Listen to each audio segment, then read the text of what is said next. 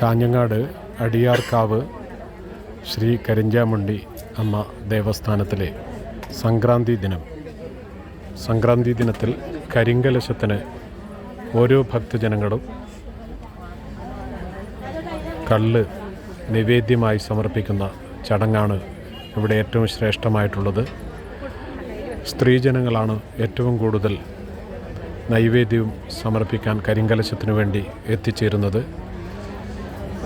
ഈ സംക്രാന്തി ദിനത്തിൽ ആയിരക്കണക്കിന് ഭക്തജനങ്ങളാണ് നിശബ്ദമായി ഭക്തിയുടെ ജന്മസാഫല്യം നേടാൻ കരിഞ്ചാമുണ്ടി കാഞ്ഞങ്ങാട് പുതിയകണ്ടം കരിഞ്ചാമുണ്ടി ദേവസ്ഥാനത്ത് എത്തിച്ചേർന്നിരിക്കുന്നത്.